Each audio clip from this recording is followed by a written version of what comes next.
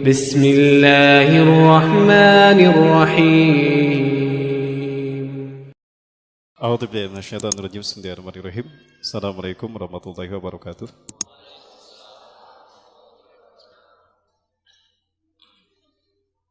Alhamdulillahilladzi hadana li hadza wa ma kunna linahtadiya laula an hadana Allah. Laqad ja'at rusulu rabbina bil haqqi wa nudu an tilkumul jannatu uristumuha bima kuntum ta'malun. Asyhadu an la ilaha illallah wahdahu la syarika lah wa asyhadu anna Muhammadan abduhu wa rasuluhu la nabiyya ba'da. Masya Allah kan, wa malam yashalam yakun wala hawla wala quwata illa billah amma ba'd. Qala Allah ta'ala fi kitabihil karim wa biqaulihi yahtadil muhtadun. A'udzu billahi samiil alim minasyaitonir rajim min hamzihi wa nafthihi wa nafthihi. Ya ayyuhalladzina amanu taqullaha haqqa tuqatih wa la tamutunna illa wa antum muslimun.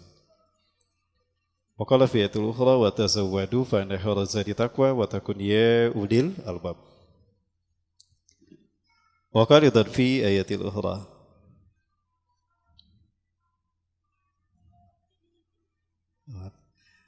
Iktaraba linnasi hisabuhum wa hum fi ghaflatin mu'ridun ma ya'tihim min dzikrin muhdatsin illa istama'uhu wa hum yal'abun lahiyatan qulubuhum. Wa qala fi ayatil ukhra hal yanzuruna illa an ta'tiyahumal malaikatu aw ya'tiya rabbuka aw ya'tiya ba'du ayati rabbika yauma ya'ti ba'du ayati rabbika la yanfa'u nafsan imanuha lam takun amanat min qablu aw kasabat fi imaniha khaira qul intaziru inna muntazirun. Wa qala Rasulullah sallallahu alaihi wasallam bahwa shadiqul wa'dil amin.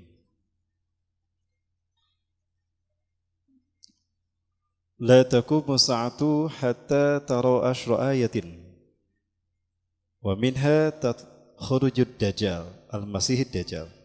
Al-hadis kama qala sadaqallahul azim wa sadaqa rasulul karim wa ala dzalika minasyahidin. Yang saya hormati Kang Yusril, pembawa acara kita yang terbaik ya hari ini. Man of the year.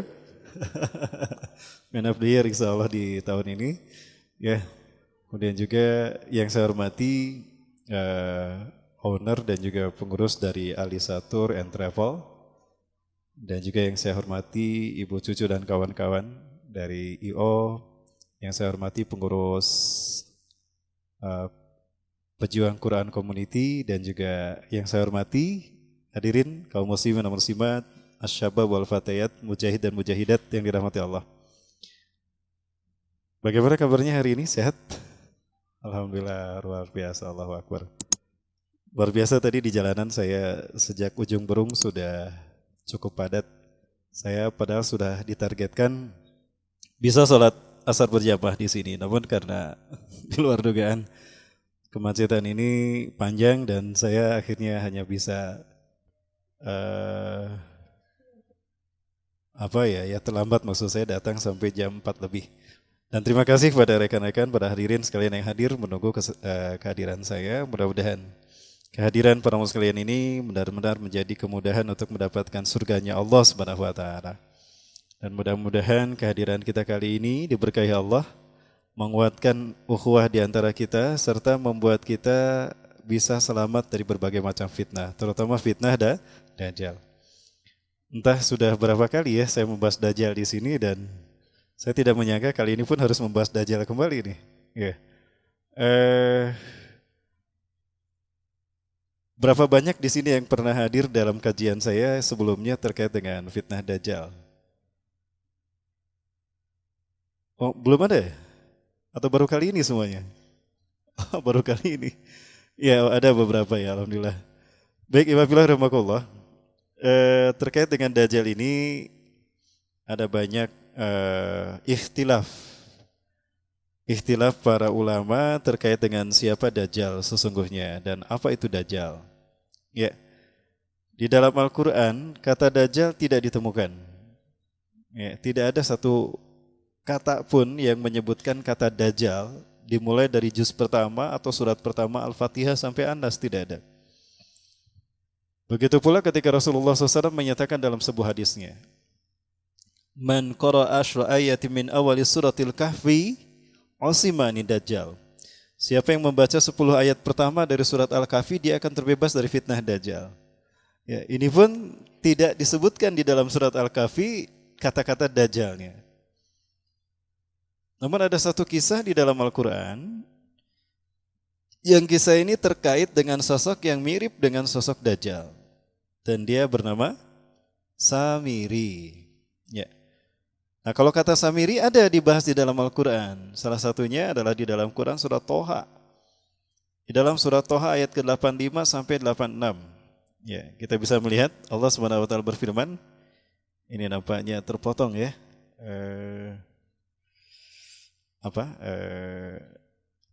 Slide-nya ya. Terpotong satu baris tuh. Qala Allah berfirman, ya a'udzubillahi minasyaitonir rajim. Qala Allah berfirman, fa inna qad fatanna qaumak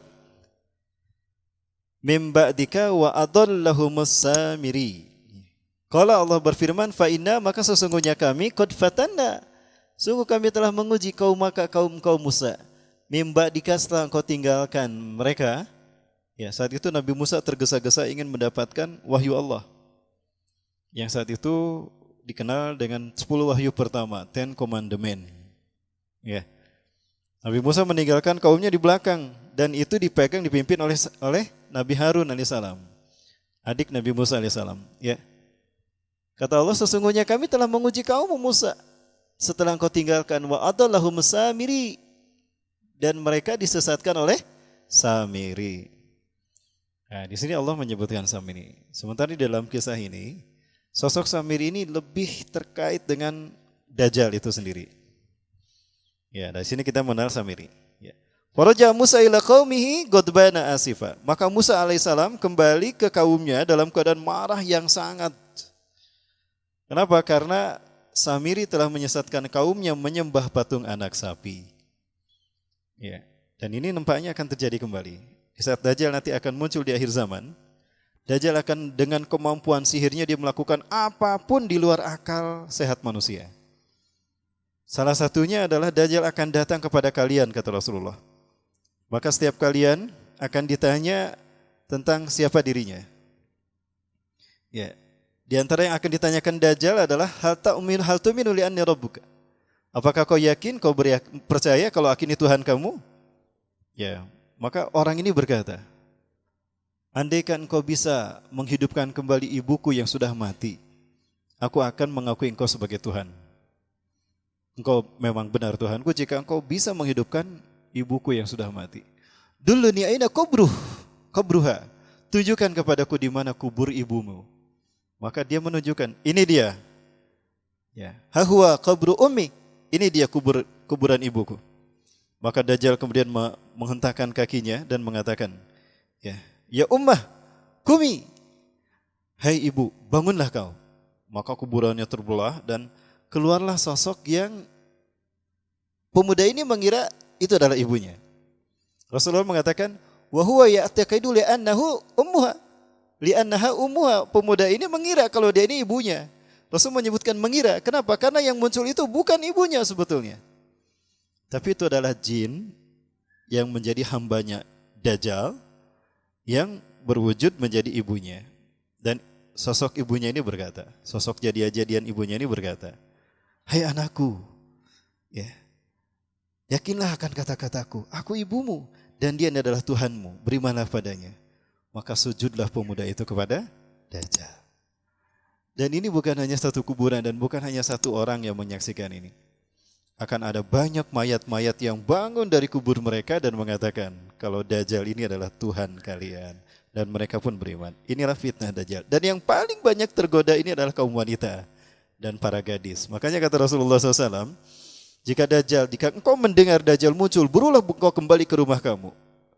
Ya, masukkan istri dan anak-anakmu, gadismu ke dalam rumah. Ikat mereka kalau perlu di dalam sebuah tiang, pada sebuah tiang. Jangan kau lepaskan agar dia selamat dari fitnah Dajjal. Kenapa Rasulullah memperingatkan demikian?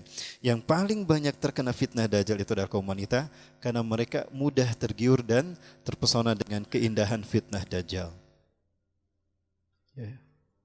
Dan Rasulullah memperingatkan kepada kita, jika di antara kalian bertemu dengan Dajjal, larilah sejauh mungkin, selamatkan diri kalian. Karena sesungguhnya tidaklah seseorang terkena fitnah Dajjal, melainkan dia tidak akan pernah kembali beriman pada Allah. Siapa yang terikat dengan fitnah Dajjal, maka dia selamanya akan kafir dan dia kekal di dalam neraka. Makanya Rasulullah memperingatkan, kalau kita mendengar ayat Dajjal, lari sejauh-jauhnya. Maka tidak ada yang menghadapi Dajjal kecuali orang kafir dan munafik. Ya, maka mereka lah yang kata Rasulullah SAW tidak akan pernah kembali beriman dan mereka tidak akan pernah dikeluarkan dari api neraka kelak di akhirat. Nauzubillahi min dzalik. Karena sekali seseorang terkena oleh fitnah Dajjal, Dajjal tidak akan bisa melepaskannya. Baik, para muslimin. Nah, kemudian Nabi Musa kembali kepada kaumnya dalam keadaan marah. Qala, ia berkata, ya qaumi, wahai kaumku, alam ya'idkum rabbukum wa'adan hasanah. Bukankah Tuhanmu telah memberikan janji yang benar kepada kalian? Afatala alaikumul ahdu, apakah waktu ini panjang berlalu bagi kalian padahal hanya sekedap saja?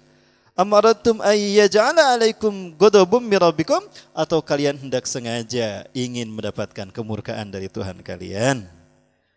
Fa akhlaftum mau'idi, sehingga kalian menyalahi perjanjian denganku. Jadi Nabi Musa sengaja meninggalkan kaumnya karena sudah ada perjanjian. Kalian ikuti Harun, aku akan lebih dulu pada Tuhan kalian untuk meyakinkan kalau wahyu itu akan turun. Tapi ternyata hal itu dimanfaatkan oleh Samiri. Ya, siapakah sosok Samiri ini, para sekalian? Ya.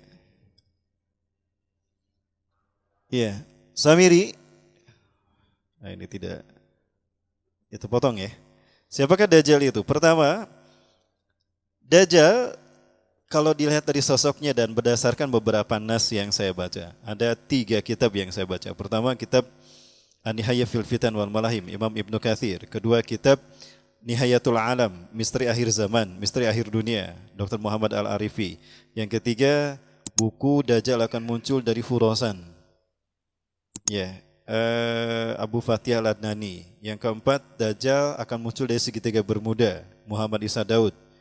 Yang keempat, buku J.A. Maulani, Zionisme Gerakan Menguasai Dajjal, menguasai Dunia. Ya. Kemudian buku The New World Order, Nibiru dan Agenda The New World Order. Ya, saya lupa lagi itu pengarangnya. Ya, Aryo Suparjono atau siapa itu ya? Saya lupa lagi namanya Aryo lah. Nah, di dalam buku-buku itu saya coba tarik garis merahnya dan hasilnya seperti ini.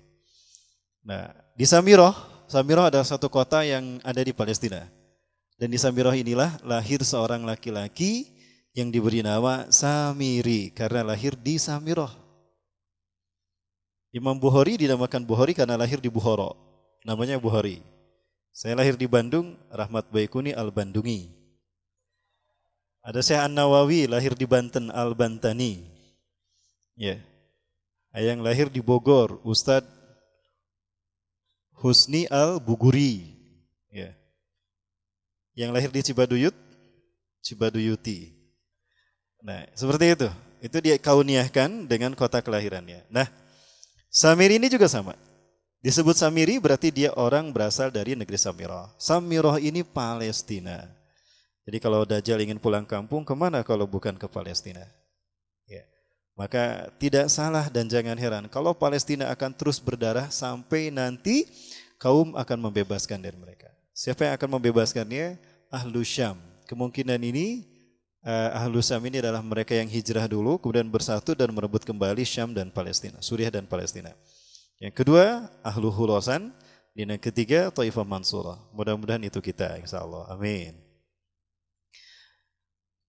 Nah, menurut data itu, saya dapatkan keterangan bahwa ternyata Samiri ini lahir 100 tahun sebelum Nabi Musa diutus. Ya, lahir 100 tahun sebelum Nabi Musa diutus. Ya. Dan Allah Subhanahu wa taala memberikan anugerah yang banyak kepadanya. 1, umurnya akan dipanjangkan sampai akhir zaman. Yang kedua, Allah memberikan kecerdasan yang luar biasa di atas jeniusnya akal manusia yang biasa. Seseorang yang jenius, dia kalah di atasnya. Dajjal di atasnya 60 tahun di atas akal jenius manusia. Luar biasa. 60 tahun. Ya. Jadi ada orang yang jenius, 60 tahun terobosan ke depan, itulah kecerdasan Dajjal. Ya, maka saya yakin kalau piring terbang ini UFO itu adalah kendaraan Dajjal. Dajjal yang menciptakan. Percaya nggak kalau UFO itu kendaraan Dajjal? Ya. Kenapa saya mengira, ini perkiraan kuat saya, kenapa saya mengira Dajjal itu kendaraannya adalah piring terbang, UFO? Karena Rasulullah menyebutkan ketika Dajjal datang ke manusia di muka bumi, dia menggunakan keledai, seekor keledai yang panjang telinga ke jarak telinga berikutnya 40 hasta, 27 meter. Keledai mana yang diameter kepalanya 27 meter? Satu itu. Gak mungkin kan ada keledai sepanjang itu diameter kepalanya 27 meter, segede kumaha keledai. Kumaha buntutna, kumaha awakna gitu ya, kumaha sukuna. Nah yang kedua, kecepatannya itu adalah seperti awan yang ditiup angin. Awan yang ditiup angin itu rata-rata 5 km per detik. Adakah keledai yang cepat terbangnya 5 km per detik? Yang ketiga, dan Rasulullah, para sahabat bertanya terbang, maka keledai nggak bisa terbang. Tapi kenapa Rasul menyebut keledai? Yang namanya keledai susah diatur kan? Lihat UFO, gerakannya cepat dan lincah, tidak bisa diatur. Nah orang Arab menyebutnya keledai yang seperti itu. Ada kemungkinan itu piring terbang. Ya, saya lupa lagi nih, pernah saya simpan beberapa data tentang UFO yang pernah terlihat di Jawa Barat di kota Cimahi tahun 1994. Ya, kami sempat ramai membicarakan itu. Ketika UFO ini muncul dari Cimindi, Tagok ke Ciborum. Cepat sekali itu 5 km per detik. Ya, setelah itu muncul Kopsarikal. Coba saya cari di sini, mudah-mudahan masih ada ya.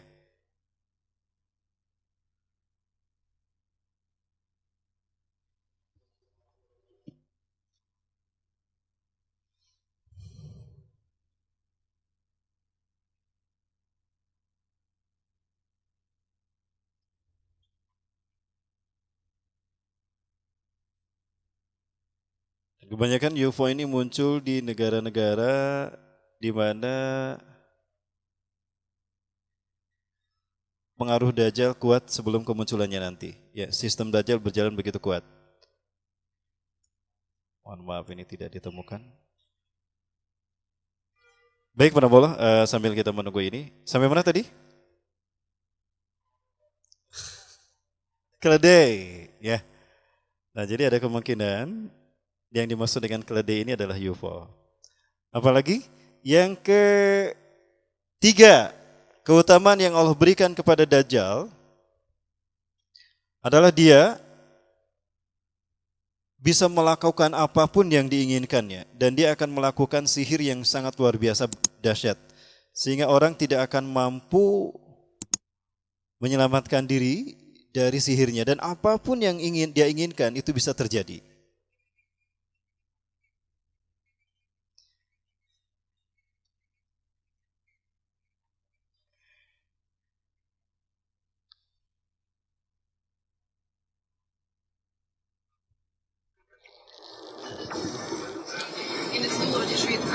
Kira-kira apa ini?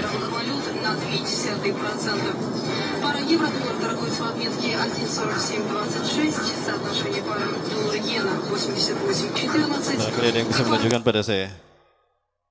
Ya, biasa. Европейскими центральными банками, которые в 2008-2009 годах реализовали лишь 155 тонн металла при квоте в 500 тонн. С начала года золото подорожало уже на 18%, а с сентября прошлого года на 42%. Индекс доллара держит в корзине основных мировых валют на 0,2%. Если muncul di Amerika Latin ya. Европейскими центральными банками, которые в 2008-2009 годах реализовали лишь 100 европейскими центральными банками, которые в 2008 UFO yang lainnya tidak ditemukan. Dan di gempa Jepang itu sempat ditemukan UFO juga. Ya.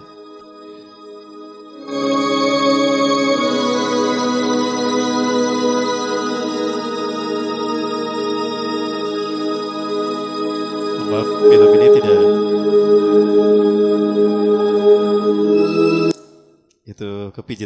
Maaf kepijit. Baik, orang sekalian, ini mohon maaf ternyata data UFO-nya saya lupa nyimpan sebelah mana. Baik, kembali ke sini para sekalian, ke laptop. Ya. Baik, tentang berikutnya tentang silsilah Dajjal. Ya, tentang silsilah Dajjal. Ada nasab yang aneh yang dimiliki oleh Samiri ini. Ya, kembali saya mengambil satu benang merah kalau Dajjal ini nama aslinya Samiri. Nah, disebutkan di dalam buku yang saya kaji bahwa ternyata Samiri ini lahir dari orang tua yang lahir dari proses incest. Ketika adik dan kakak berzina, lahir ayahnya. Di suatu tempat yang lain tidak jauh dari tempat di mana ayahnya dilahirkan, ada adik dan kakak juga berzina, incest dan lahir ibunya. Jadi ada kemungkinan ayah dan ibunya ini lahir dari sebuah daerah yang komunitas itu rajin melakukan incest. Jadi incest ini menjadi sebuah tren di kampung tadi. Nah, jadi ayah dan ibunya ini adalah lahir dari proses incest tadi. Dan mereka berjodoh akhirnya dan mereka menikah. Dan ketika ibunya menstruasi itu disetubui oleh ayahnya. Jangan salah, ketika seorang ibu istri menstruasi itu ada kemungkinan dia lahir, terjadi fertilisasi, terjadi reproduksi. Tapi peluangnya dari 2000 proses persetubuhan itu, proses reproduksi, kemungkinan 2000 banding 1, peluangnya 1 dari 2000 kali yang selamat dan bisa melahirkan. Dan ternyata dia itu berhasil dan lahirlah Dajjal atau Samiri. Ya, itu tadi. Rasulullah kemudian bercerita bahwa dia kelahirannya ini menjadi petaka bagi kedua orang tuanya. Apa yang disabdakan Rasulullah terjadi. Ya, ketika dia lahir, sejak dia lahir sampai usia 5 tahun, tidak satu tetes pun ASI ibunya yang dia sedot. Kenapa? Karena sejak lahir sampai usia 5 tahun kerjaannya tidur saja. Disebut mati? Tidak, karena jantungnya berdetak dan dia bernapas. Disebut hidup? Dia tidak bergerak sama sekali. Dari usia 1 sampai 5 tahun. Kebayang Bu, 5 tahun ASI enggak dikeluarkan. Bagaimana jadinya? Ibunya sakit kanker payudara. Ya, ibunya memperlakukan bagaimana payudaranya ASI-nya itu diupayakan dikeluarkan, tapi ternyata ada satu kelainan. Pada akhirnya ibunya pun meninggal. Derita bagi ibunya. Maka tinggallah ayahnya seorang diri mengurus Dajjal, mengurus Samiri. Di usia 5 tahun di satu malam, si Samiri ini bangun di saat orang-orang tertidur lelap di tengah malam. Dia ngorondang, apa gorondang? Merangkak. Ya, Samiri adalah negeri penyembah berhala, banyak dewa dan ada dewa terbesar yang mereka sembah. Nah, si Samiri ini di malam gelap gulita, orang-orang tidak ada satupun yang terbangun, dia bangun dan dia merangkak pindah ke pangkuan dewa yang terbesar, patung yang terbesar. Di situ dia tidur. Dan dia membuang kotorannya, BAB dan BAK. Maka ketika pagi harinya ritual penyembahan dan pengagungan para dewa dilakukan, cek raja harita sarara bau hangsur itu, bau pesing kayak di mana gitu ya. Ternyata siapa? Si Samiri ada di pangkuan Tuhan yang terbesar. Oh, marah sang raja. Mana bapaknya? Panggil bapaknya. Atini abaha. Ya, panggilkan padaku bapaknya Samiri. Maka bapaknya dihadangkan. Kamu telah menghina Tuhan kita. Kamu telah memindahkan anakmu sehingga dia BAB dan BAK di atas pangkuannya. Oh, kenapa Anda menuduh saya? Saya tidak melakukannya. Demi Tuhan kita yang maha agung. Demi Jupiter, demi Apollon, demi Dionysius, aku tidak memindahkannya. Lalu siapa yang memindahkannya? Dia lumpuh. Gak mungkin dia berjalan sendiri. Akhirnya ayahnya dipenjara.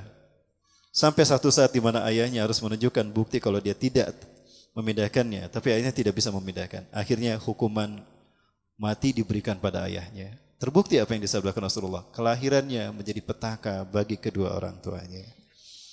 Wafilah rahmatullah. Ada satu bayi yang lahir dan dia bermata satu. Jangan dikira, menurut saya ini bukan Dajjal. Ya. Ini bukan Dajjal para Allah. Karena Dajjal tadi lahir 100 tahun sebelum Nabi Musa diutus.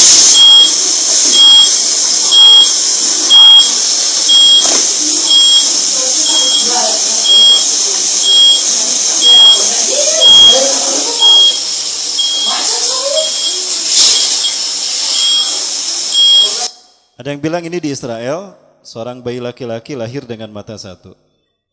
Ya. Kalau saya sih menduga ibunya begitu ketakutan ketika mengandungnya.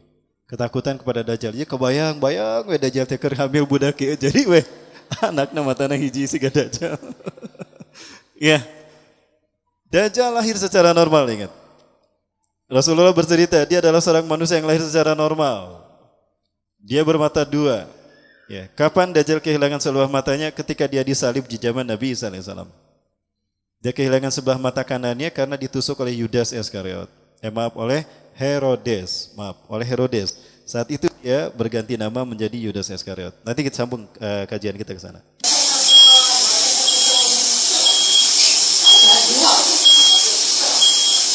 Ya, luar biasa. Tanda tidak ada lubang hidung, hanya dengan satu mata. Ini keajaiban dari Allah Subhanahu wa taala. Bagaimana Allah menciptakan manusia sebagaimana yang Allah kehendaki.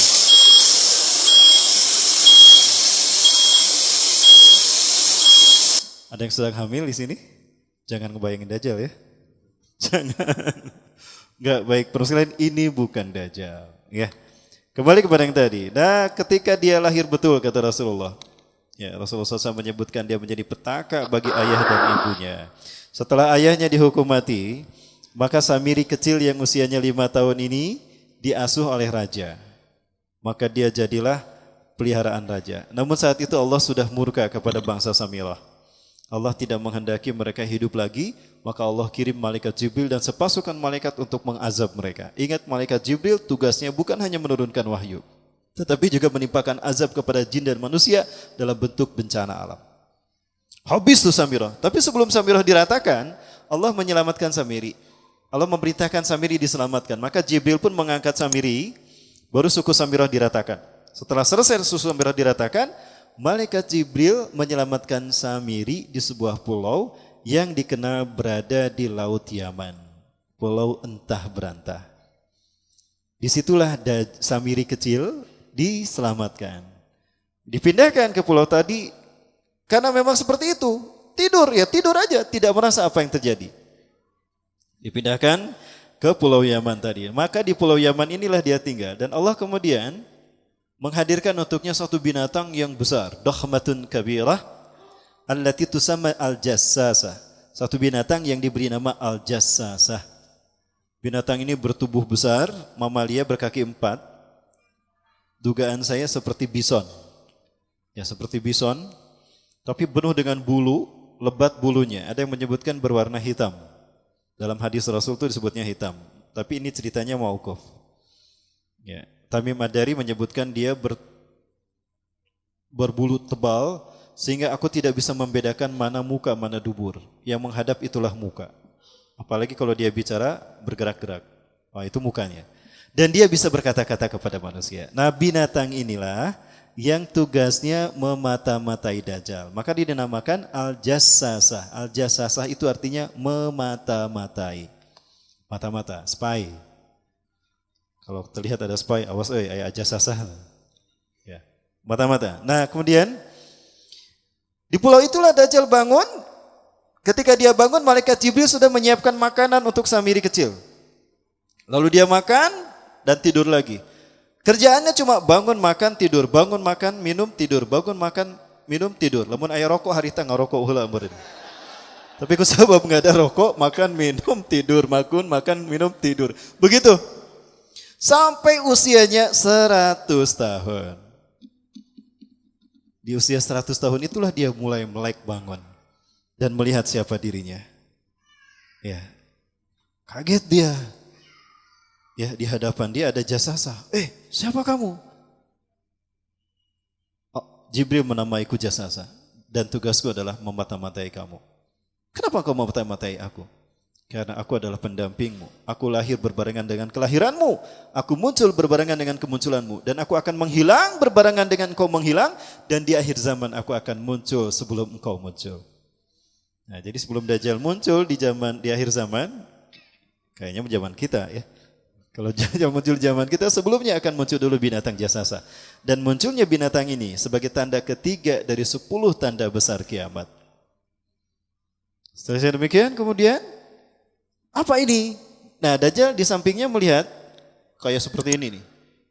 Besar segini, itu berisi tulisan tangan dari malaikat Jibril. Ternyata itu adalah pengajaran tauhid yang dituliskan oleh malaikat Jibril selama dia tidur. Tulisan itu mengenalkan Dajjal kepada Allah, Tuhan alam semesta. Dibacakanlah oleh binatang jasasah ini. Selesai dibacakan, paham kau Samiri? Sekarang tugasku yang terakhir, kata binatang jasasah. Aku diperintahkan oleh Allah melalui Jibril untuk mempertanyakan padamu. Hal tu'minu biha ula'il bayan minallah li'anna Allah rabbak. Li'anna Allah rabbuka. Hal tu'minu billah. Apakah kau beriman kepada Allah sebagai Tuhanmu? Jika engkau beriman kepada Allah Tuhanmu, maka engkau akan menjadi mukmin yang menakjubkan imannya. Karena ajalmu akan ditangguhkan sampai akhir zaman. Namun jika engkau ingkar kepada Allah, terkutuklah engkau dan engkau akan kekal di neraka jahanam. Samiri tidak memberikan jawaban. Maka binatang jasasah ini pun bertanya. Sampai 3 kali Samiri tidak menjawabnya. Hingga binatang ini pun pergi. Esoknya muncul lagi binatang ini dan bertanya lagi kepada Samiri. Hai Samiri, famadal jawab. Apa jawabanmu? Hal tu'minu billah. Apa kau beriman pada Allah? Dia membalingkan mukanya. Tidak juga menjawab. Ketiga kali dia bertanya dan Samiri menjawab. Hei binatang buruk rupa, lihatlah aku. Sesungguhnya penjelasan prasasti ini bukan menjelaskan Allah yang di langit itu, tapi dia menjelaskan aku. Yang ada di sini adalah tentang aku. Akulah Allah itu. Engkaulah yang harus beriman kepadaku. Nah, di saat itu binatang ini menjerit dengan jeritan yang keras sampai pekak telinga si Samiri. Sejak saat itulah Samiri mendapatkan gelar Al-Kadzab, Dajjal, pendusta. Jadi Dajjal ini adalah pendusta. Artinya Al-Kadzab. Ya, mutasawiyahnya, ya mutaradifahnya adalah al-kazab, artinya pendusta. Ya, wabillahi rahmatullah. Ya. Setelah itu binatang al-jasasa pun pergi meninggalkan Samiri. Dia menghilang dan Dajjal pun kehilangan jejak Samiri. Nah, apa yang terjadi kemudian? Samiri mulai menggunakan akal cerdasnya. Dia berusaha untuk keluar dari pulau itu, maka dia menebang pohon ya dengan cara yang unik ya, cara yang unik yang dia lakukan sehingga pohon itu pun pada bertumbangan kemudian dibikin menjadi bahtera. Dalam waktu singkat dia bisa membuat sebuah bahtera untuk keliling dunia.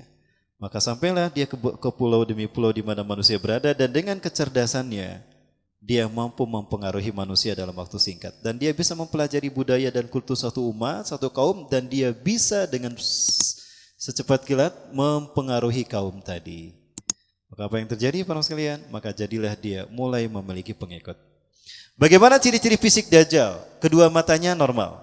Sebelum terjadinya penyaliban atau paskah, Dajjal matanya normal. Ya, kulitnya kemerah-merahan, agak coklat tapi kemerah-merahan. Badannya tidak tinggi ideal, tapi sedang cuma buntet. Rambutnya itu kayak tipis kayak roti kismis. Ya. Kemudian hidungnya lain kata Rasulullah. Agak berbeda dengan hidung kebanyakan orang-orang yang ada di sekitarnya. Kemudian ada yang menyebutkan dalam satu hadis kedua lututnya ini hampir berdekatan, namun kedua tumitnya berjauhan. Sementara kedua ibu jarinya berdekatan. Jadi gimana? Kayak gini mungkin ya. Nah kayak gini nih. Sehingga kalau dia berjalan orang-orang mentertawakannya. Ya, tapi kalau ada yang jalan kayak gitu jangan disebut Dajjal, jangan. Nanti dia marah. Ya. Mohon maaf saya jadi berdiri aja ya. Kalau duduk biar agak bebas. Ekspresi saya biar agak bebas. Baik, kemudian mengembaralah dia, sampailah dia di zaman Nabi Musa alaihi salam. Ya, disitulah dia mampu masuk ke tengah-tengah Bani Israel. Dan tanpa sepengetahuan Nabi Musa dan Nabi Harun, Samiri mampu mempengaruhi beberapa ribu orang dari Bani Israel. Karena jumlah Bani Israel yang mengikuti Nabi Musa dari Mesir untuk menuju Palestina, itu ada 70.000 orang. Ada ribuan orang dari Bani Israel ini yang berhasil terpengaruhi oleh si Samiri. Kenapa? Samiri membawa pena yang digunakan malaikat Jibril untuk menuliskan prasasti itu. Pena inilah yang menjadi tongkat sihirnya Samiri. Pena ini mirip, disebutnya kolam, tapi kelihatannya seperti tongkat yang digunakan oleh Harry Potter. Kayak gitu. Harry Potter apa Puter? Potter. Harry Potter. Nah, seperti itu. Dia menggunakan pena malaikat Jibril inilah untuk menciptakan patung anak sapi. Kaum Nabi Musa AS yang dipengaruhi oleh Samiri ini diperintahkan untuk mengumpulkan perhiasan, dimasukkan ke dalam sebuah bejana, lalu dibakar, dipanaskan, ya, maka perhiasan itu dimasukkan, lalu dibentuklah menjadi patung anak sapi. Jin masuk ke dalam patung anak sapi tadi dan bersuara, inilah aku Tuhan kalian. Musa telah lupa kepadaku. Melihat patung anak sapi tadi bersuara, maka sujudlah mereka, kaum Bani Israel ini. Itu yang menyebabkan Nabi Musa marah, tadi diberitahu oleh Allah. Ya. Hai Musa, wa ma'ajalaka an qaumika ya Musa, apa yang menyebabkan kamu tergesa-gesa meninggalkan kaummu? Mereka di belakangku ya Allah bersama Harun. Lupakah engkau kalau aku telah menjadikan Samir sebagai ujian bagi mereka. Samiri telah memfitnah mereka hingga mereka menyembah patung anak sapi. Mereka menyembah selain aku. Maka faraja Musa ila qaumihi ghadbana asifa. Musa kembali kepada kaumnya dalam keadaan marah luar biasa. Nah, saat itu Nabi Harun ditarik jenggotnya. Kenapa kamu biarkan mereka menyembah patung anak sapi tadi? Wahai saudaraku, ya. Wahai anak ibuku, jangan kau tarik janggotku. Nanti kalau putus aku nggak bisa lagi punya janggut. Ditarik begitu janggutnya.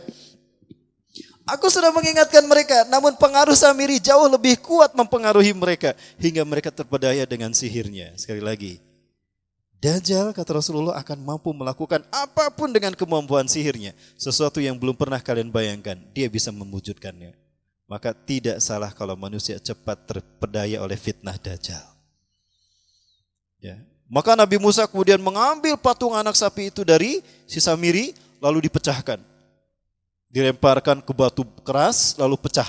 Ini terjadi tidak jauh dari Transjordania, menurut perkiraan saya. Karena di saat itu kalau para hamba Allah dari Transjordania menuju ke Petra, ya, ada yang disebut dengan Wadi Musa. Nah, disitulah ada batu-batu yang dipukul oleh Nabi Musa sehingga mengeluarkan air. Nah, di situ pula tempat di mana Samiri menggoda kaum Bani Israel.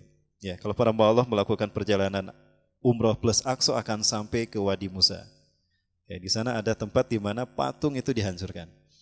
Cuma tidak ditemukan hancuran dari puing-puing patung anak sapi ini.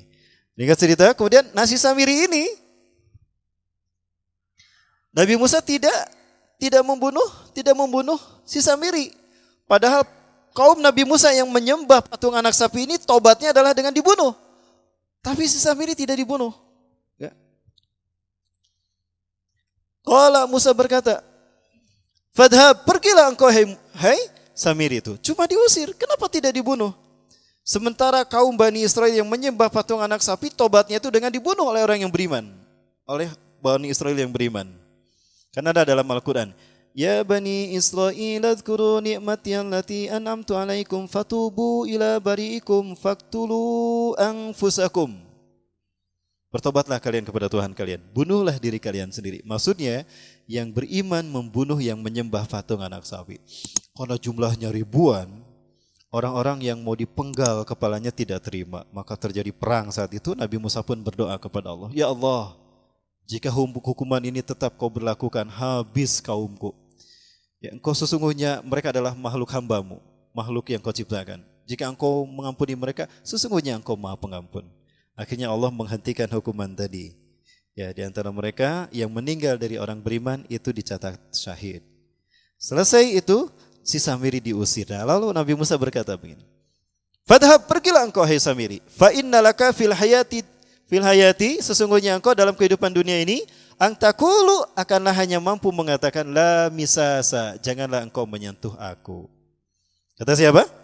Kata Samiri, ya. Wa innalaka mu'idan, dan sesungguhnya engkau memiliki satu janji. Lan tukhlafa yang tuhlafahu yang kau tidak bisa menyalahinya. Wa anzir ilahaka ya. Wangzur ila ilahika alladhi zallat alaihi akifa. Dan sesungguhnya bagimu adalah hukuman di akhirat yang kamu sekali-kali tidak dapat menghindarinya, dan lihatlah Tuhanmu itu yang kamu tetap menyembahnya. Ya. Lanuharrikannahu thumma, kurang jelas ini. Lanansifannahu fil yammi nasfa. Sesungguhnya kami akan membakarnya dan kami akan membuang dia, abunya, ke dalam sungai itu sejauh-jauhnya. Maka hancurlah saat itu patung anak sapi dan Samiri diusir. Maka Samiri pun pergi terusir, dia mengembara ke satu negeri ke negeri yang lain. Para muslimin yang dirahmati Allah, maka Rasulullah SAW menyatakan kepada kita, tidak ada satupun nabi yang diutus oleh Allah dan rasul yang diutus oleh Allah ke tengah-tengah umat manusia, melainkan mereka memperingatkan kaumnya, hati-hati dengan fitnah Dajjal. Hatta Nabi Adam sekalipun itu memperingatkan kaumnya, anak-anaknya, seolah-olah Dajjal akan muncul di zaman Nabi Adam alaihissalam. Berarti kenapa Dajjal disebut fitnah yang terburuk? Karena dia dikhawatirkan muncul di zaman para nabi oleh para nabi mereka. Ya. Bahkan para nabi pun tidak berkehendak untuk bertemu dengannya, termasuk Nabi Isa AS. Nah, ketika Dajjal mengembara, setelah diusir, si Samiri diusir dan Dajjal diusir oleh siapa? Nabi Musa. Dia mengembara dari zaman satu nabi ke nabi yang lain. Sampailah di zaman Nabi Isa AS, dia berganti nama menjadi Yudas Iskariot. Ya, di zaman Nabi Isa dia berubah menjadi nama Yudas Iskariot. Iwafillah rahmakumullah, ini terkait dengan petikan Injil Barnabas yang saya baca terkait dengan kisah Yudas Iskariot. Ya, Yudas Iskariot ini ketika muncul pertama kali ke Hawariyin atau Hawariyun adalah umat Nabi SAW. Jumlahnya ada 12. Salah satu dari mereka bernama Barnabas. Barnabas ini adalah pengikut Nabi Isa AS atau Hawariyun yang paling cerdas dan paling taat, serta paling hafal Injil yang dibacakan oleh Nabi Isa. Dan dialah satu-satunya penulis Injil yang lurus, yang benar. Ya, jauh sebelum Bible Markus, Matius, Yahya itu ada. Karena Matius, Lukas, Markus, Yahya tidak sejaman dengan Hawariyun. Itu generasi yang jauh 25 tahunan setelah Nabi Isa diangkat. Jadi mereka tidak pernah bertemu dengan Nabi Isa alaihissalam dan Hawariyun. Ringkas cerita, Nabi Isa memperingatkan kaumnya, hati-hati, iblis ada di tengah-tengah kalian. Nabi Isa mengatakan demikian. Ketika Nabi Isa mengatakan hati-hatilah kalian, iblis ada di tengah-tengah kalian, yang mereka bayangkan bukan Yudas Iskariot, tetapi iblis dari bangsa jin itu. Padahal yang dimaksud oleh Nabi Isa adalah Yudas Iskariot. Saat itu Yudas tidak pernah berhasil berhadapan dengan Nabi Isa alaihissalam. Maka dia selalu berusaha untuk masuk ke ruang di mana Nabi Isa berada. Tapi Allah selalu memberikan hijab antara Yudas dengan Nabi Isa. Ketika pun Yudas berhadapan dengan Nabi Isa, Allah hijab antara dia dengan Nabi Isa, sehingga Yudas tidak tahu kalau di hadapannya ada Nabi Isa. Ya, dan Nabi Isa tahu kalau di hadapannya ada Yudas, maka Nabi Isa selalu menghindar. Berkali-kali Yudas ingin masuk ke tempat di mana Nabi Isa beristirahat. Selalu saat itu tidak pernah terlihat. Ya, tidak pernah berhadapan begini. Lalu Barnabas berkata, apa yang kau inginkan? Kenapa kau berada di sini? Ya. Lalu Barnabas memberitahukan kepada Nabi Isa kalau Yudas ingin bertemu dengannya. Apa kata Nabi Isa? Katakan kepadanya. Nah, ini yang membuat saya yakin Yudas itu Samiri, Dajjal. Katakan kepadanya, belum tiba saat perjumpaan kita. Perjumpaan kita nanti ketika aku diturunkan di akhir zaman. Ini yang membuat saya yakin kalau Yudas Iskariot itu Dajjal. Hal poin pertama bagi saya yang membuat saya yakin Yudas itu Dajjal. Masih ada waktu? Masih banyak? Alhamdulillah. Baik, saya coba ringkas ceritanya. Nah, ringkas cerita, para sekalian. Saat itu Nabi Isa difitnah oleh para pendeta Sanhedrin. Kenapa difitnah oleh para pendeta Sanhedrin? Para pendeta Sanhedrin adalah para pendeta di zaman Nabi Zakaria yang memasukkan Taurat menjadi Talmud. Mereka menghapus satu ayat dari tempatnya, kemudian mereka menulis dengan tangan mereka sendiri satu ayat dan dikatakan ini dari Allah padahal bukan dari Allah. Ya. Nah, Nabi Isa alaihissalam membantah mereka, kalian telah memasukkan Taurat. Maka orang-orang tahu kalau mereka telah berkhianat. Orang-orang yang tahu tentang itu maka beriman menjadi pengikut Nabi Isa alaihissalam. Itulah Hawariyun. Ya, karena nyawa Nabi Isa terancam, para pendeta Sanhedrin ini membuat sebuah fitnahan kalau Nabi Isa ingin menjadi raja di Herodias atau di Masjidil Aqsa atau di Yerusalem. Maka Nabi Isa terancam nyawanya dan Nabi Isa berupaya untuk menyelamatkan diri. Maka dari situlah Nabi Isa mengembara dari satu tempat ke tempat yang lain. Mengusap bumi dengan pengembaraannya. Itulah arti dari Al-Masih. Masaha yamsahu masihun, yang mengusap bumi dengan pengembaraannya. Dalam satu pengembaraannya Nabi Isa bertemu dengan satu kaum yang banyak di antara mereka buta sejak lahir. Allah perintahkan Nabi Isa menyembuhkan mereka.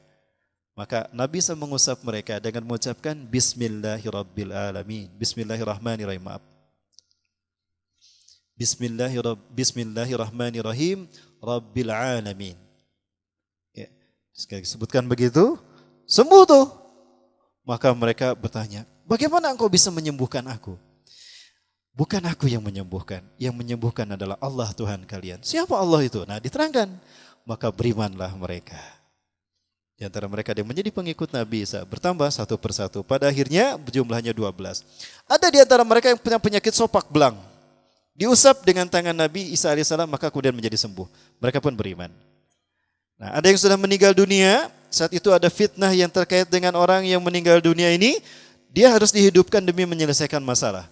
Nabi Isa mengusap badannya. Ditelungkupkan begini. Nabi Isa mengusap badannya. Dimulai dari ubun-ubunnya. Terus sampai ke ulu hatinya, maka orang itu pun bangun biiznillah dengan izin Allah. Ya. Apapun yang dilakukan Nabi Isa selama hidupnya sebelum diangkat ke langit, itu bisa dilakukan oleh Samiri. Ringkas cerita para mulus sekalian yang dirahmati Allah, ya. Maka saat itu para pendeta Sanhedrin yang meminta Nabi Isa alaihissalam itu membuat dongeng tentang kebohongan Tuhan yang menjelma menjadi Nabi Isa. Ya, artinya Nabi Isa ini adalah Tuhan yang menjelma untuk menebus dosa Adam alaihissalam, memetik dan memakan buah pohon kayu. Ini pernah saya ceritakan di sini, kalau saya ceritakan nggak panjang. Intinya, Nabi Isa itu sebetulnya jelmaan Tuhan. Dialah Yesus Kristus sang penebus dosa Adam dan dosa umat manusia. Tadinya Tuhan ingin menghukum Adam, tapi karena Adam manusia kasihan, maka Tuhan menghukum dirinya.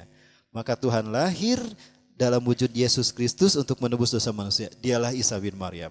Maka cerita ini dihasutkan kepada raja-raja Romawi. Yang terhasut adalah Herodes. Maka Herodes pun mengejar-ngejar Nabi Isa alaihissalam.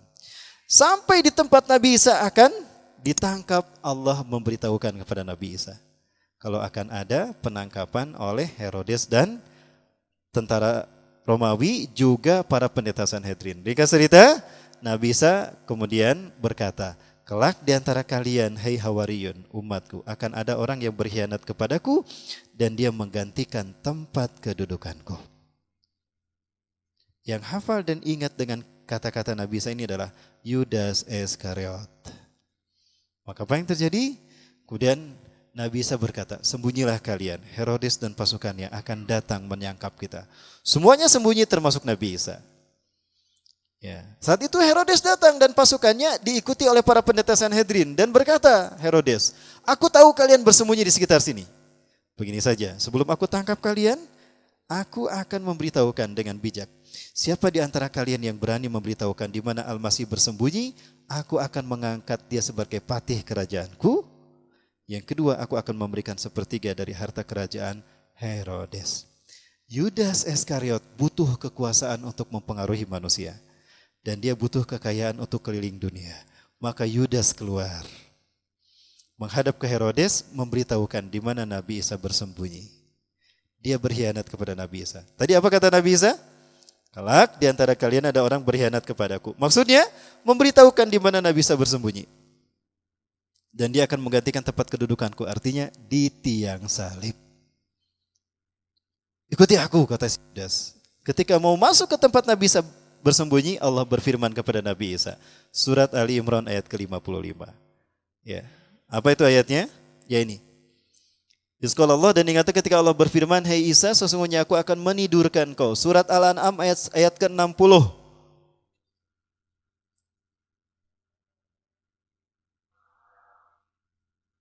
Oh bukan. Kalau tidak salah surat Al-An'am ayat ke-60. 30 apa 60 atau berapa coba? Ya. Wa huwal ladzi mutawaffakum bilail, dan dialah Allah yang telah menidurkan kau di waktu malam. Wafat di sana artinya tidur. Begitu pula di dalam ayat ini. Nabi Isa ditidurkan, wa rafika ilaiya, dan aku akan mengangkatmu ke sisiku. Kemudian wa mutahhiruka minal ladzina kafaru, dan aku akan membersihkan namamu dari orang-orang kafir. Bahwa yang bergelar Al-Masih itu adalah Nabi Isa alaihissalam, bukan Dajjal. Ya. Wajailul ladina tabuka fawqal ladina kafaru ila yaumil qiyamah, dan aku akan menjadikan orang-orang yang mengikuti lebih mulia dari orang kafir sampai hari kiamat. Tsumma ilayya marji'ukum, kepadakulah engkau kembali. Ya, fa ahkumu bainakum fima kuntum fihi tahtalifun, akan aku putuskan apa yang kalian perselisihkan. Ringkas cerita, sebelum Yudas masuk ke tempat Nabi Isa bersembunyi, ada enggak Nabi Isa? Tidak ada. Sudah diangkat kan? Maka Yudas masuk ke tempat Nabi Isa bersembunyi dan culang-cileng dia, melangak-melongo. Kamana iya? Isa bin Maryam da bieu mah ya di dia. Nah, di saat itulah Yudas Iskariot alias Samiri alias Dajjal diserupakan Allah menjadi Isa bin Maryam. Alhamdulillah, tadi saya coba cari buku yang berkaitan dengan kisah ini. Ini saya temukan bukunya. Tapi mohon maaf saya tidak sempat menyalinnya dengan baik. Jadi saya foto aja bukunya. Saya tidak sempat waktunya ya.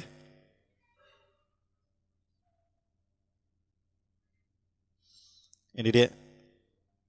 Terlihat tidak? Sebentar ini.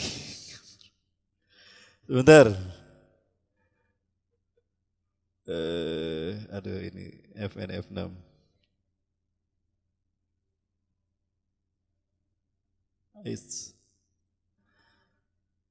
Baik. Coba saya sampaikan. Ala ukhbirukum anid dajjal. Ingatlah akan aku beritakan pada kalian tentang Dajjal.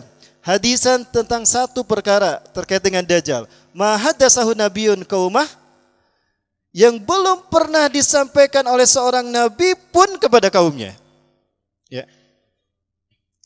Innahu a'waru wa innahu yaji'u ma'uhu mislul jannati wan nar. Sesungguhnya dia itu a'war. Dia buta sebelah, bukan buta, pecak sebelah mata kanannya. Ya. Cuma Rasulullah sallallahu alaihi wasallam yang menyebutkan Dajjal itu pecak mata kanannya. Ingat, bukan buta. A'war di sini bukan artinya buta. Di dalam buku-buku hadis terjemahan itu selalu diterjemahkan buta. Dia bukan hanya buta, pecak matanya. Pertanyaannya, kenapa cuma Rasulullah yang memberitahukan kalau Dajjal itu pecak sebelah mata kanannya? Karena peristiwa hilangnya mata kanan dia, pecaknya mata kanan Dajjal terjadi setelah Nabi Isa diangkat. Ketika Yudas masuk ke tempat di mana Nabi Isa bersembunyi, Nabi Isa sudah tidak ada kan? Di situ dia mengalami penjelmaan, indri. Kalau ada salib Yesus Kristusnya salibnya orang Katolik, ada patung Yesusnya kan? Di atasnya ada tulisan indri. Itu penjelmaan. Mereka mengira Tuhan menjelma menjadi Isa bin Maryam, Yesus Kristus. Itu perkiraan mereka. Sebetulnya indri yang benar adalah Allah menserupakan Yudas menjadi Isa bin Maryam. Surat An-Nisa ayat 157. A'udzubillahi minasyaitonirrajim. Wa qalim inna qatalnal masiha Isa bin Maryam Rasulullah. Dan klaim orang-orang Yahudi Sanhedrin, pendeta Sanhedrin, kalau kami telah membunuh Isa bin Maryam utusan Allah. Mas qataluhu wa ma salabuhu. Mereka tidak membunuhnya dan tidak pula menyalibnya. Tuh kata Allah. Mereka tidak membunuhnya, mati tidak Nabi Isa. Mereka tidak menyalibnya, lalu siapa yang disalib? Walakin syubbiha lahum, tetapi diserupakan untuk mereka. Siapa? Yudas diserupakan menjadi Isa bin Maryam. Maka ketika Yudas keluar, siapa yang ditangkap? Yudas Iskariot. Tadi siapa Yudas? Samiri alias Dajjal. Ya, Ketika dia keluar, hak si Amar nyampurkan. Ke dia, ayo ngilu ke dewek. Loh, kok aku yang ditangkap? Lastu Isa, hana Yudas ada lalu kumilai. Aku bukan Isa, aku Yudas yang menunjukkan kamu tadi kepadanya. Gus jempek, bugat matanya, bugat Isa bin Maryam. Tak suara mereka suara Isa. Ya, gemparlah Hawariyun saat itu. Semua pengikut Nabi Isa gempar. Alah, Nabi Isa ditangkap. Ya. Qad yukhadu Isa bin Maryam. Sungguh Isa bin Maryam telah diambil ditangkap. Cuma Barnabas yang yakin kalau itu bukan Nabi Isa. Ya, ditangkaplah dia dan disaliblah dia. Ketika dia disalib, dia melihat Nabi Isa diangkat ke langit. Nah, ini tanda. Bukti kalau Nabi Isa diangkat dengan fisiknya, bukan hanya ruh. Kalau cuma ruh yang dilihat, kenapa Yudas bisa melihatnya? Dajjal bisa melihatnya dan Dajjal berkata, Eli, Eli lama sabahtani. Di dalam Bible ada. Di dalam cerita Paskah, Bible, kitab Kejadian, kalau tidak salah kitab Kejadian, itu dikatakan, Eli, Eli lama sabahtani. Tuhanku, Tuhanku, kenapa kau tinggalkan aku? Yudas bisa melihat Nabi Isa diangkat. Berarti dengan fisiknya. Diangkat ke langit, ya maka dia yang disalib. Nah, Yudas diarak ke Bukit Golgota. Karena salibnya tinggi, kalau tegak tidak bisa berjalan. Maka dia merungkuk. Merunduk begini, dan dia diarak ke Bukit Golgota. Inilah prosesi Paskah. Kalau kita lihat orang-orang Kristen merayakan Paskah begitu. Diarak. Di depan Herodes memegang pedang di tangan kanannya dan Old Testament di tangan kirinya. Perjanjian lama. Itu pedang ditusuk-tusukan ke tubuh si Yudas Iskariot. Apa bacaannya ya? Wes bablas angine, bres begitu. Saya nggak tahu bacaannya gimana. Bres. Pedangnya Herodes menusuk tubuhnya Yudas Iskariot. Begitu darahnya bercucuran, maka para pendeta Sanhedrin berebut darah itu dan diminum. Mereka yakin jika ada darah atau bagian tubuh Yesus Kristus bersatu dengan tubuh mereka, mereka tidak akan pernah disentuh api neraka. Ya, itu keyakinan mereka. Dan ini menjadi rukun kelima agama Kristen, Ekaristi Holy Water. Akhirnya ada di Seloki di depan patung Bunda Maria atau Yesus Kristus. Cuma sekarang diganti bukan dengan darah manusia, tapi dengan sirup marjan koko pandan. Sama-sama merah. Banyak tusukan pedang menusuk tubuh Yudas Iskariot, maka dagingnya terkelupas diambil dimakan tuh. Itu rukun ketiga agama Kristen, Ekaristi Gusti Kudus. Al-yaum sa'ukhbiru lakum ma lam yukhbir min qabl, kata Rasulullah. Hari ini akan aku beritahukan pada kalian tentang Dajjal yang belum pernah disampaikan oleh para nabi sebelumku. Innahu a'war wallahu la sabi'awar. Dia pecak sebelah matanya, tapi Allah tidak pecak. Kenapa? Cuma Rasul yang memberitahukannya. Karena Nabi Isa sudah diangkat, peristiwanya terjadi setelah Nabi Isa diangkat. Salah satu tusukan pedang Herodes menusuk mata kanan Yudas Iskariot. Di saat itulah Dajjal kehilangan mata kanannya. Jadi Dajjal tidak bermata satu sejak lahir. Di saat itulah Dajjal kehilangan mata kanannya. Jadi siapakah Dajjal itu? Inilah fitnahnya. Maka Allah harus menurunkan Nabi Isa untuk membersihkan namanya. Kalau dia bukan Tuhan, kalau dia bukan Yesus Kristus. Makanya Nabi Isa turun untuk menghancurkan salib. Ini bukan aku, ini Dajjal yang mengaku sebagai aku. Dihancurkanlah salib. Itu tujuan Nabi Isa turun. Tadi ayatnya ada, wa mutahhiruka minal ladzina kafaru. Aku akan membersihkan namamu dari orang-orang kafir yang menuduh engkau Tuhan. Terbuka tidak fitnah ini? Maka Nabi Isa harus turun lagi untuk menyelesaikan fitnah ini. Betul? Inilah dahsyatnya fitnah Dajjal. Karena dia mendakwakan Tuhan punya anak. Supaya tidak terlihat. Nah, para sekalian, masih ada waktu enggak? Masih ada waktu. Kita percepat. Sampai di Bukit Golgota. Apa itu Golgota? Golgota Bukit Tengkorak. Baik, saya ingin mensimulasikan sesuatu. Boleh? Saya kembali ke sini, penembak Allah. Ini adalah sesuatu yang saya lakukan ketika WTC terjadi. Dihancurkan. Mungkin rekan-rekan ada yang pernah menyaksikan saya melakukan ini. Iwafilah rahimakumullah, saya agak kebingungan ini sebentar.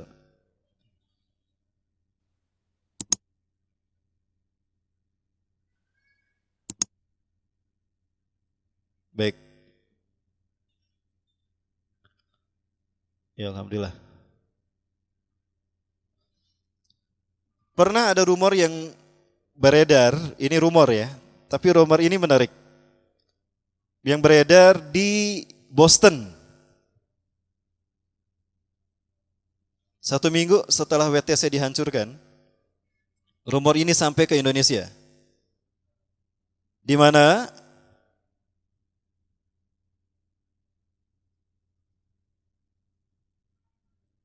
disebutkan nomor seri pesawat terbang yang menabrak menara utara itu adalah Q33NY. Ini nomor seri penerbangan ya. Apa yang saya lakukan, pramu sekalian? Ini yang saya lakukan. Font yang pertama saya rubah ke Wingdings. Perhatikan apa yang terjadi. Yang kedua saya rubah ke Webdings. Perhatikan apa yang terjadi. Jadi apa maksud dari semua ini? Pesawat yang menabrak menara kembar itu dibajak. Betul? Pesawat yang menabrak menara kembar itu dibajak. Ini simbol bajak laut kan? Dan yang membajaknya adalah Yahudi. Fakta menunjukkan dari 4.000 orang Yahudi yang keluar masuk 3 tower tadi, 2 tower WTC dan 1 stasiun televisi, stasiun 7, itu tidak ada satupun dari mereka yang mati. Karena mereka sudah ditahu oleh Mossad, ulah ngantor isukan rek aya peristiwa tertentu. Baik. Kenapa harus tengkorak? Ini Golgota. Kenapa bajak laut itu Golgota? Aduh berdiri Kang ya. Para sekalian, si Yudas Iskariot setelah disalibkan selama beberapa hari, maka orang-orang mengiranya dia mati. Maka dikuburkanlah dia di bukit Golgota. Kenapa dinamakan Golgota? Karena di tempat itulah tengkorak manusia numpuk berantakan. Kenapa? Karena di sana orang yang terpidana dipenjarakan, disalib, tidak diberi makan, tidak diberi minum. Sehingga numpuk tengkorak mereka. Di sanalah Samiri atau Yudas Iskariot Dajjal dikuburkan. Setelah dikubur, Allah kembalikan wajah dia kepada wajah Isa bin Maryam. Wajah Isa kepada wajah Yudas. Proses perubahan wajah itu memancarkan cahaya. Di mana cahaya itu membuat darah nempel di kain kafan. Tingali mesin fotokopian. Ya, mesin fotokopian menembakkan cahaya ke kertas kan? Maka tintanya nempel di kertas yang kosong. Nah, begitu pula yang terjadi. Maka di kain kafan itu ada sketsa wajah wajah Isa bin Maryam. Barnabas ingin membuktikan kalau Yudas Iskariot adalah Dajjal, bukan manusia biasa dan bukan Nabi Isa. Setelah 3 hari 3 malam digali kuburnya untuk membuktikan kalau dia adalah Dajjal. Jika dia masih hidup berarti Yudas Iskariot adalah Dajjal. Ketika digali setelah 3 hari 3 malam dia masih hidup. Diselamatkanlah dia oleh Barnabas tanpa diketahui oleh siapapun. Barnabas membawa dia ke satu tempat dan dia diobati. Dia diobati dan dia disembuhkan. Matanya kata Rasulullah hitam, ka'anna ainuha ainabah. Matanya hitam seperti anggur yang hitam semua. Tidak ada putihnya karena tertusuk, pecah oleh pedangnya Herodes. Ya. Dan dagingnya juga ngambai gitu ke bawah sehingga menutupi matanya. Seolah-olah matanya menonjol begitu. Nah, suatu hari Barnabas menunggu-nunggu dia mengaku Isa bin Maryam. Ketika Barnabas sedang bekerja, dia mengatakan, "Hei Barnabas, lihat aku. Yakinilah kalau aku adalah Isa bin Maryam. Hak benar maneh Dajjal. Pergi kamu. Sesungguhnya kamu adalah orang yang apabila manusia menyentuhmu, maka engkau hanya bisa mengatakan, Allah misasa, janganlah kalian menyentuh aku." Persis seperti apa yang dikatakan oleh Nabi Musa alaihissalam.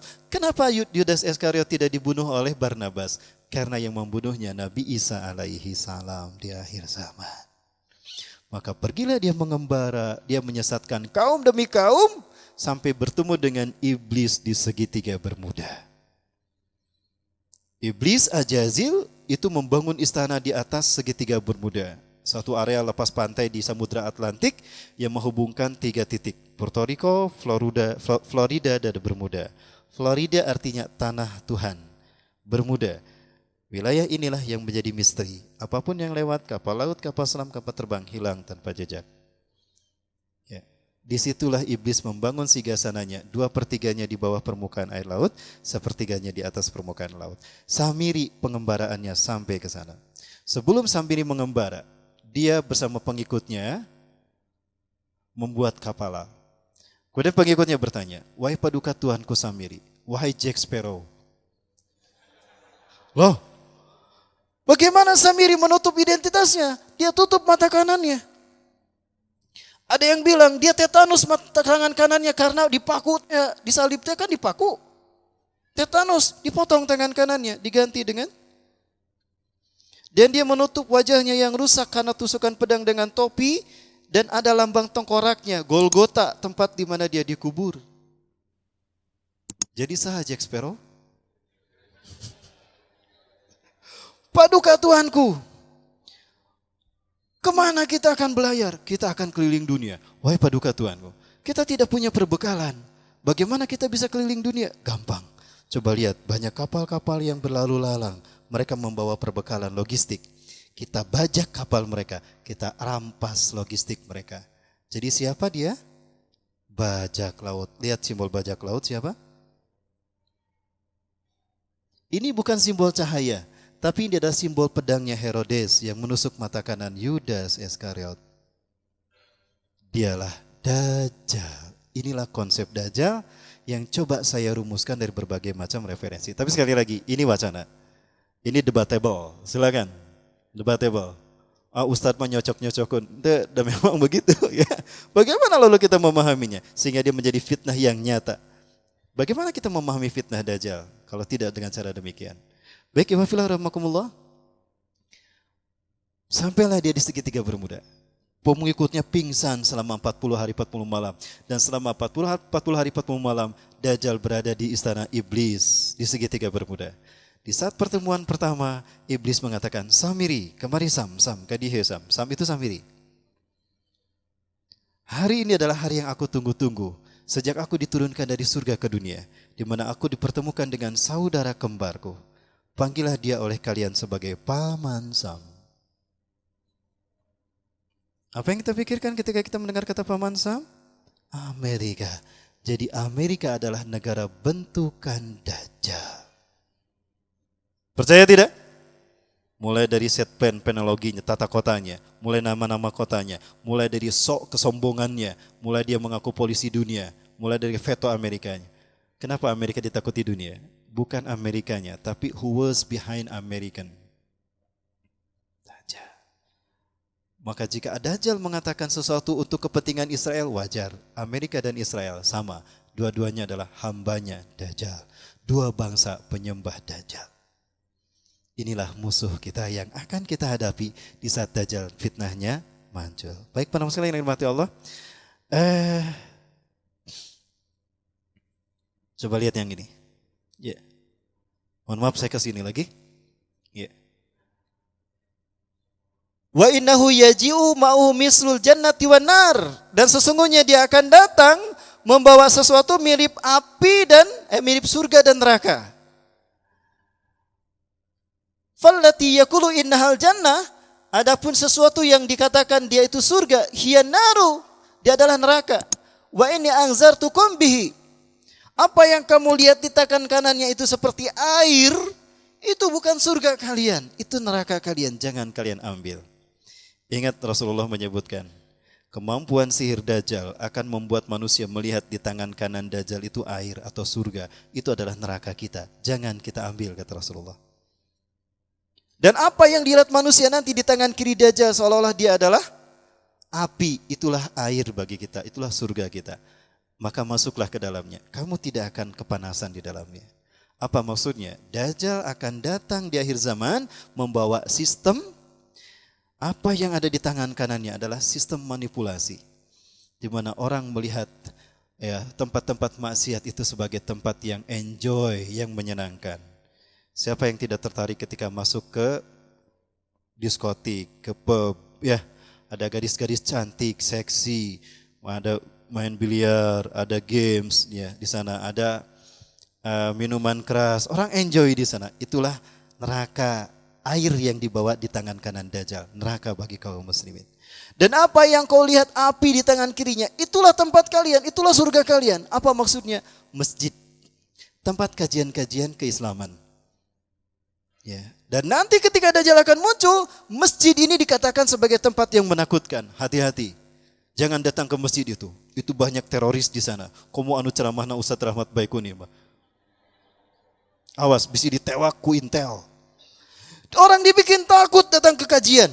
Dan dibikin masjid tidak nyaman. Datang ke masjid pakai sepatu baru, pulang lengit sepatuna.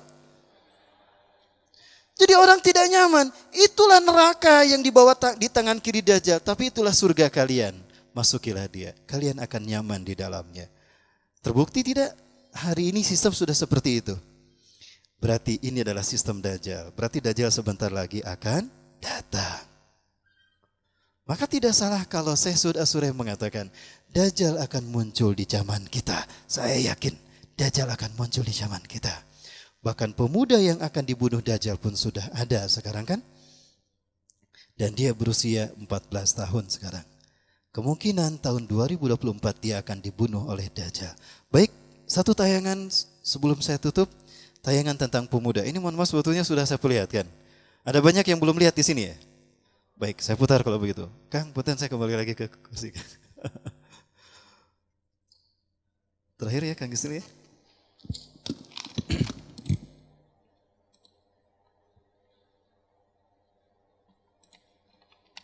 Ini adalah wawancara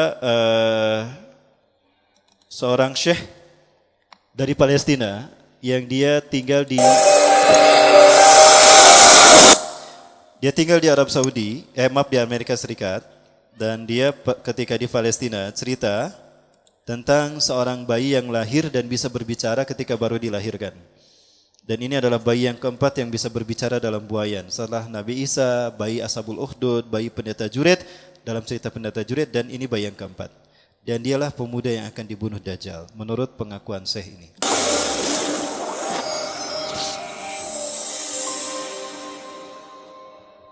Namun sebelum pembahasan tentang bayi ini, kita akan menyaksikan bagaimana pembahasan tentang tanda-tanda besar kejadian hari kiamat.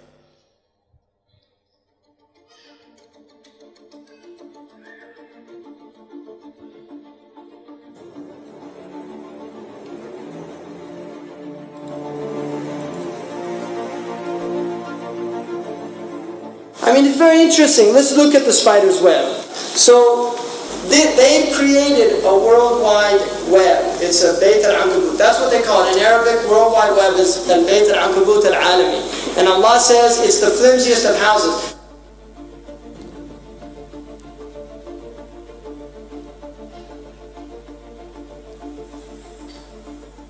We as an ummah are collectively facing a crisis that is unparalleled in the history of Islam. There is no other period in our history that is equivalent to the period that we have now. And the greatest reason for that is mass communication. The reason that we are threatened now, unlike any other time, is the power that the kuffar now have in their hands to attack the Muslims in the hearts of their own homes.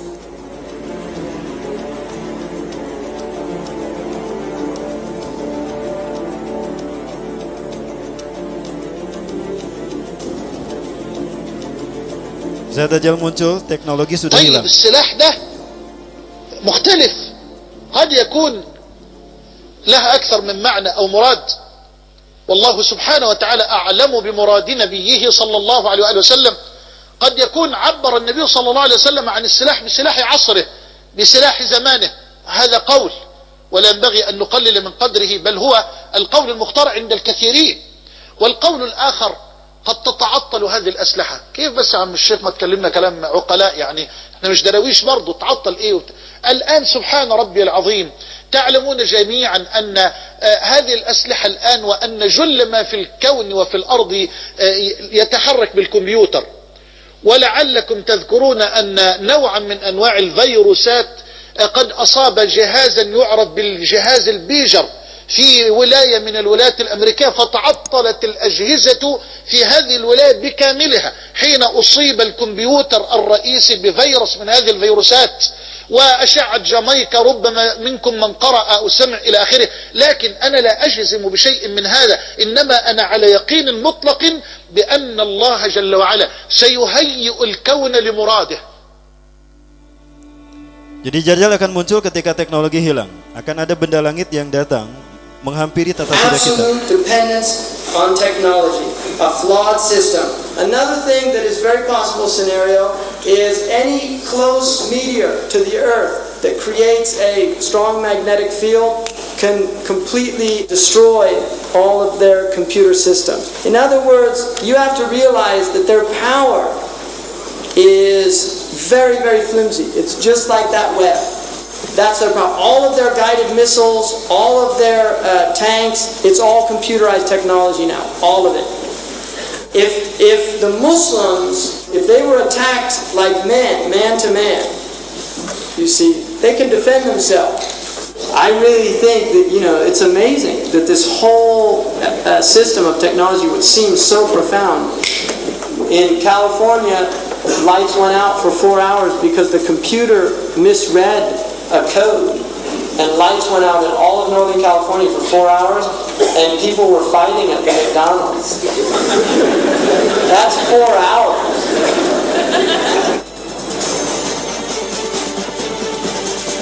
Ya, jadi ketika Dajjal datang, dunia sudah tidak memiliki teknologi karena benda langit yang melintasi bumi menyedot semua energi bumi. Dan itulah yang menyebabkan bumi bergeser sehingga berputar dalam arah yang berlawanan, terjadi perpindahan arah, barat menjadi timur, timur menjadi barat. Di saat itulah matahari akan terlihat terbit dari barat. Dan itu pertanda pintu tobat tertutup. Matahari terbit dari barat, Rasul menyebutnya hin. Dan ketika hin terjadi, pintu tobat sudah tertutup. Surat Al-An'am ayat 158. Ini yang dibaca oleh Rasulullah SAW. And so there's a very potential crisis here very soon in these societies. And he says they're Ada isu kiamat ekonomi. disposable coffins, I believe. Ya, dan ini membuat orang-orang memang mengalami kesulitan sehingga banyak prosesi bunuh diri di mana-mana. Pernah kita dengar tahun 2000 berapa tuh? Bunuh diri di mana-mana, termasuk di Swedia. Di Amerika sendiri itu ada 125.000 peti digunakan untuk So the system in which you are mengubur living mereka yang mati bunuh diri. is a forerunner for the Dajjal. So let us take a look at the description. Dajjal to deceive. So what's going to happen? Since this system is a Dajjal system, they will portray good as evil and evil as good. And many of you go to universities with beards. Some of you even thobes. And you consider yourself a mu'min. And when you see those pretty girls in university, they knock you off your feet and you're drawn up with them and commit zina with them and so on and so forth. And he'll show Jannah and Jahannam. And those, wal-iyadhu billah, who actually go into Jannah, they'll actually go into fire, and vice versa. And that his fire in reality is paradise. One river looks like the hellfire, and the other river looks like paradise. The Rasul said, rush into the river that looks like the hellfire, because that's paradise. And avoid the river that looks like paradise, because that's the hellfire. And guess what? In this society, which is a forerunner for the Dajjal, you have to rush into things that looks like hellfire and keep away from things that look like paradise. But in life we have that challenge where you see in front of you that which to you it's good, to you it's nothing wrong with it. But Allah Azza wa Jalla, He said it's bad, it's evil, it's dangerous, stay away from it. This test happens on a daily basis. Because in this society, the evil is very It looks very nice. If you go to the pub, it's very warm in there. Everything is comfortable in there. Outside is freezing. But as soon as you enter the pub, you don't want to leave. Everything is warm. They have food in there and drink. Inilah surga yang dibawa Dajjal, Television in yang there. terlihat seperti api. Pools to play. Inilah neraka kita, kata Rasulullah. So it's like you enter paradise. But guess what? That's hell. The pub is hell. So all the evil places in the Dajjal system is very comfortable. All the evil places. But if you should go to the mosque, maybe you hang your coat, you're going to make wudu, you hang your coat, and somebody nick your wallet. So the masjid doesn't feel proper. You stand to pray and somebody pull away from you because you're from a different race. There are many people in the Midlands who said that they embraced Islam and they were treated with racism. So when you go to the masjid, you feel like it's hell. So the hospitality at the mosque is rough. But the hospitality at the pub and the bank and all those evil places is very warm. That's the Dajjal system. He tries to penetrate into Medina. A young man walks out. And he said to him, our beloved Prophet Muhammad sallallahu alaihi wasallam has told us about you. And you're a liar. Rasulullah sallallahu alayhi wa sallam, he said, a young man will come out from Medina doing other than that which is the norm. Normally Rasulullah, he said to us, when you know that he's around, flee from him, run away. Because the reality is that you might think your iman is strong. You might think you're very tough with your iman, as many of our brothers think today. Without any learning, without any application, without nothing, they think it's all in the heart. And this man is a person of solid, firm faith in Allah Azza wa Jal. Rasulullah sallallahu alayhi wa sallam, he described that he is the greatest of men, the greatest of martyrs at that time. Ya, Syekh Muhammad Al-Arifi di dalam bukunya Nihayatul Alam, Misteri Akhir Dunia, menukilkan kisah seorang pemuda, seorang bayi laki-laki yang lahir, di mana bayi ini berbicara ketika baru beberapa jam dilahirkan. Dan bayi ini berkata, kalau akulah pemuda yang akan dibunuh oleh Dajjal, sebagaimana hadis Rasulullah ini. Dia lahir tahun 2004 di Gaza City, di sebuah klinik di Gaza, Palestina, tahun 2004. Dan tahun 2014 ceritanya tersebar sehingga semua tentara Israel mengejar-ngejar bayi ini. Ini alasan kenapa Israel banyak menawan anak-anak kecil, karena ingin menangkap laki-laki ini. Sekarang usianya 14 tahun. Dugaan saya dia akan dibunuh tahun 2024. Kalau bisa saya menyebutkan itu, nanti kita bahas pertemuan yang akan datang. Ini saya yang bercerita tentang bayi itu. أنه قبل 4 أعوام تقريبا كان خارجا بسيارته فوجد امرأة عجوز تقول له، أوقفته السيارة فقالت له أريد أن آتي أن توصلني إلى دار الشفاء حتى آتي ببنتي فقد ولدت وأريد أن أرجعها إلى بيتها. ففعل معها معروف فأخذها وانتظر ساعة عند بيت دار الشفاء على الباب. فلما خرجت المرأة وأخذت بنتها ومعها طفلها وليدها واستقروا في المجلس في السيارة، نطق الطفل وقال السلام عليكم ورحمة الله وبركاته. فردوا عليه السلام فقال المولود، نعم هذا الطفل المولود. فقال كما أخبرنا يعني، وقال هذا الطفل المولود أنا الرجل الذي سيقتله الدجال ثم لا يسلط على أحد من بعد ولا يسلط عليه أيضا. Maka bayi ini menjadi bayi yang keempat yang bisa berbicara ketika baru beberapa jam dilahirkan. Wawancara tadi terjadi tahun 2008, 4 tahun sesudah kelahirannya. Dan di tahun itulah kita tahu Gaza dibantai 3 minggu berturut-turut. Ya, Gaza Tonight, itu kata Michael Hahad. Syekh Nizar Rayyan inilah yang memelihara bayi itu. Luar biasanya. هل توبع هذا الطفل؟ نعم الآن هو معروف ويعني يتابع والإخوة الحمد لله معتنين فيه كثير احنا بلغنا هذا الكلام بلغنا المشايخ الشيخ نزار، بلغنا كبار العلماء يعني الحمد لله رب العالمين. Ya, Senizar 11 bulan setelah wawancara itu, bom dijatuhkan di rumah Syekh Nizar. Maka beliau syahid bersama 4 istri dan 11 anaknya. Bayi ini selamat, anak ini selamat yang saat itu berusia 4 tahun. Bayangkan Syekh Nizar bersama 4 istri dan 11 anaknya syahid, meninggal dunia sementara anak kecil ini selamat. Kenapa Allah menyelamatkannya? Karena dia akan mati di tangan Dajjal, bukan di tangan Zionis Yahudi. Betulkah dia akan dibunuh nanti di tahun 2024 oleh Dajjal? Hanya Allah yang tahu. Kenapa saya berani mengatakan 2024? Ini perkiraan.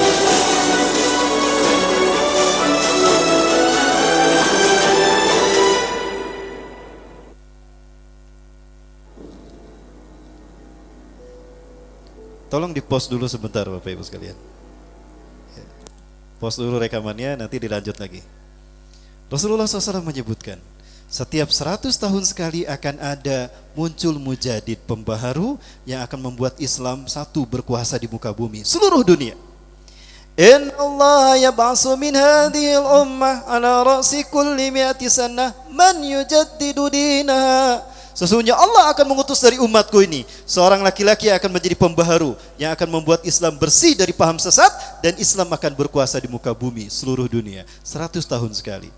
Pertanyaan saya, abad kejayaan Islam sebelum kita jatuh di tangan siapa?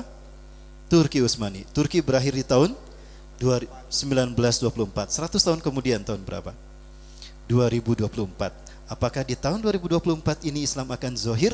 Sepertinya. Kalau hitungan kita benar, berarti di tahun itulah Dajjal akan membunuh pemuda tadi dan dia akan dibunuh oleh Nabi SAW. Ya, berarti di saat itu pemuda ini berusia 20 tahun. Rasul menyebutnya pemuda. Ada kemungkinan pemuda ini setelah dewasa dia akan pergi ke Madinah belajar ilmu hadis di Universitas Madinah. Makanya dia faham kalau Dajjal ciri-ciri seperti itu dan karena dia kuat imannya. Karena Rasul mengatakan beliau adalah pemuda yang paling hebat imannya di muka bumi. Makanya dia berani menghampiri Dajjal. Luar biasa. Mas sekalian, sayangnya pemuda itu bukan saya. Usianya 20 tahun, saya 40 tahun. Saya lebih dekat ke usia Imam Mahdi, tapi saya pun bukan Imam Mahdi. Saya Rahmat Baikuni. Mas sekalian, berarti telah dekat kejadian demi kejadian itu. Artinya, kemunculan Dajjal ada kemungkinan terjadi di zaman kita. Kalau kemunculan Dajjal terjadi di zaman kita, bersiap-siaplah, peristiwa dahsyat di alam semesta akan terjadi. Kita akan mengalami satu malam yang panjangnya sampai dengan 3 malam. Kedua, kita akan menyaksikan matahari terbit dari barat. Ketiga, kita akan menyaksikan hujan meteor. Keempat, kita akan menyaksikan duhon yang menutup bumi selama 40 hari 40 malam. Kelima, kita akan menyaksikan binatang melata yang jasasah tadi akan muncul. Keenam, kita akan menyaksikan Ya'juj Ma'juj turun. Ketujuh, kita akan menyaksikan Dajjal keluar dari Khurasan. Kedelapan, kita akan menyaksikan Imam Mahdi di Baiat di Mekah. Kesembilan, kita akan menyaksikan Dajjal bertemu dengan Nabi Isa di Suriah, di Aleppo. Kesembilan, Nabi Isa akan membunuh Dajjal di Pintu Lud, di Tel Aviv, 15 km dari Tel Aviv. Di saat itulah kita akan menyaksikan Islam tegak di seluruh dunia setelah Dajjal dibunuh. Peristiwa demi peristiwa ini terjadi dalam waktu hitungan dekat. Terakhir saya tutup, Rasulullah bersabda, antara dikuasainya Konstantinopel oleh kaum muslimin, antara munculnya binatang melata, antara munculnya Dajjal dan kiamat, itu jaraknya hanya terjadi di waktu 6 bulan saja. Jadi Konstantinopel dikuasai oleh kaum muslimin, lalu Nabi Isa membunuh Dajjal, lalu kiamat terjadi, itu hanya 6 bulan saja. Dari mana saya tahu? Kitab An-Nihayah fil Fitan wal Malahib, Imam Ibnu Katsir.